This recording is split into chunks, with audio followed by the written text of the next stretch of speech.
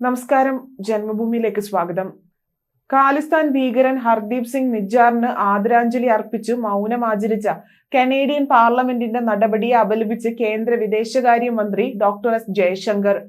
കനിഷ്ക വിമാന ദുരന്തത്തിന്റെ 39ാം വാർഷികത്തിൽ ശ്രദ്ധാഞ്ജലി അർപ്പിച്ചാണ് കാനഡ കേന്ദ്രമാക്കിയ ഖാലിസ്ഥാൻ ഭീകരവാദത്തിനെതിരെ കേന്ദ്രമന്ത്രി ജയശങ്കർ പ്രതികരിച്ചത്.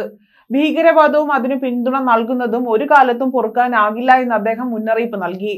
ചരിത്രത്തിലെ ഏറ്റവും മോശമായ ഭീകര പ്രവർത്തനങ്ങളിൽ ഒന്നിന്റെ 39ാം വാർഷികമാണ് ജൂൺ 23 എന്ന് കേന്ദ്രമന്ത്രി എക്സിൽ കുറിച്ചു. 1985 ഈ ദിവസം AI-182 കനിഷ്കയ്ക്ക് നേരെ നടന്ന ആക്രമണത്തിൽ 329 നിരപരാധികളാണ് കൊല്ലപ്പെട്ടത്. അവരുടെ ഓർമ്മയ്ക്ക് മുന്നിൽ ആദരാഞ്ജലികൾ അർപ്പിക്കുന്നു. അവരുടെ കുടുംബത്തോടൊപ്പം നിലകൊള്ളുകയാണ് നമുക്ക് ചെയ്യാനുള്ളത്. ഭീകരത ഒരിക്കലും വെച്ചു പൊറുക്കാനാകരുത് എന്നാണ് ഈ വർഷം നമ്മെ ഓർമ്മിപ്പിക്കുന്നതെന്നും ജയശങ്കർ കുറിച്ചു. കനിഷ്കയ്ക്കെതിരെ നടന്ന ഭീകരാക്രമണത്തിൽ കൊല്ലപ്പെട്ടവർക്ക് കാനഡയിലെ ഭാരത കോൺസുലേറ്റ് ജനറൽ ആദരാഞ്ജലികൾ അർപ്പിച്ചു.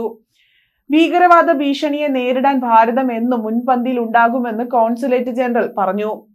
1985 ജൂൺ 23 കാനഡയിലെ മൊട്രോണയിൽ നിന്ന് ലണ്ടനിലേക്ക് പോവുകയായിരുന്ന എയർ ഇന്ത്യ വിമാനം അറ്റ്ലാന്റിക് സമുദ്രത്തിന് 31,000 അടി ഉയരത്തിൽ തകർന്നു വീഴുകയായിരുന്നു. കാനഡ ആസ്ഥാനമായുള്ള ഖാലിസ്ഥാൻ ഭീകരരാണ് വിമാനത്തിൽ ബോംബ് വെച്ചത്.